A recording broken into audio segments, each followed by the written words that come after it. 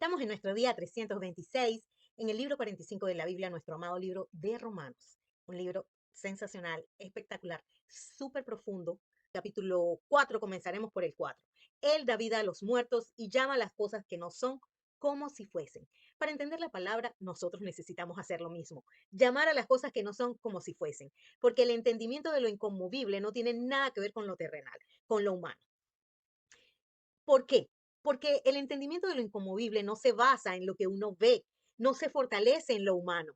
Si considera lo terrenal, entonces ese entendimiento se va a debilitar.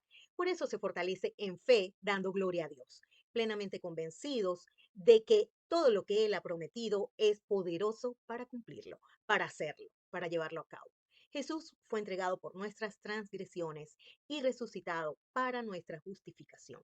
Él es poderoso para renovar nuestra mente, para capacitarnos, para entender el reino inconmovible. El entendimiento de la palabra es posible gracias a la obra de Cristo en la cruz. No se basa en nuestras capacidades humanas. Si así fuera, nunca podríamos entender. Romanos capítulo 5. Por el pecado de Adán nos constituimos en pecadores incapaces de entender la palabra. El pecado entró en el mundo por un solo hombre, por Adán. Por la desobediencia de ese hombre, todos nosotros fuimos constituidos entonces pecadores. Por el pecado entró la muerte pasó a todos los hombres y por eso es que el Señor dice que todos hemos pecado. Por la obediencia, por la justicia, por la muerte y resurrección de nuestro Señor Jesucristo, tenemos entonces nosotros entrada a la fe. Por Él la vida entró en el mundo y somos justificados por la fe en Él. Así tenemos paz para con Dios. Dios nos reconcilió consigo mismo, mostró su amor para con nosotros. Por Él seremos salvos de la ira y pasaremos de ser enemigos a estar reconciliados por Él, a estar reconciliados con Él. Por la justicia de Cristo vino a todos los hombres la justificación de vida. Por su obra podemos nosotros entender la palabra y obedecerla por el Espíritu Santo que nos fue dado. Capítulo 6 del libro de Romanos. En Cristo hemos sido bautizados en su muerte y hemos muerto al pecado. Así como Él resucitó, nosotros estamos vivos en Él. Fuimos hechos siervos de la justicia y estamos bajo la gracia. Debemos entonces presentar a nuestros miembros a Dios como instrumentos de justicia.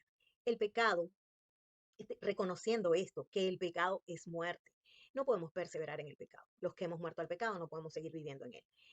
Debemos considerarnos muertos al pecado, porque el pecado no puede reinar en nuestro cuerpo mortal. No podemos obedecer al pecado en sus concupiscencias, porque nuestro viejo hombre ha sido crucificado juntamente con Cristo para que el cuerpo del pecado sea destruido a fin de que no sirvamos más al pecado. El que se somete al pecado para obedecerlo, esclavo es del pecado.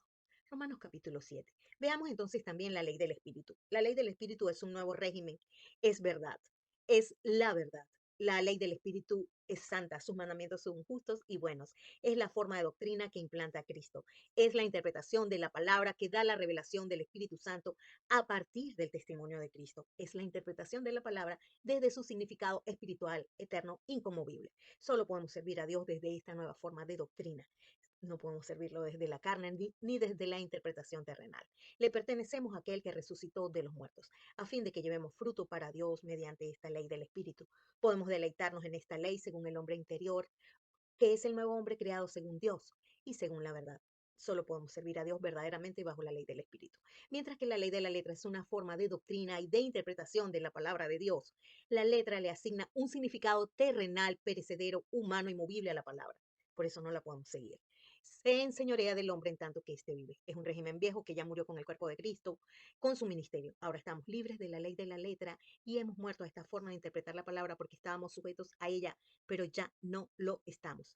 La ley del pecado nos enseña que todos somos pecadores. La ley opera en nuestros miembros para muerte, por eso somos carnales, vendidos al pecado y en nuestra carne tenemos que saber que no mora el bien. Queremos entender la palabra y obedecerla, pero no lo hacemos. No hacemos el bien que queremos, sino el mal que no queremos.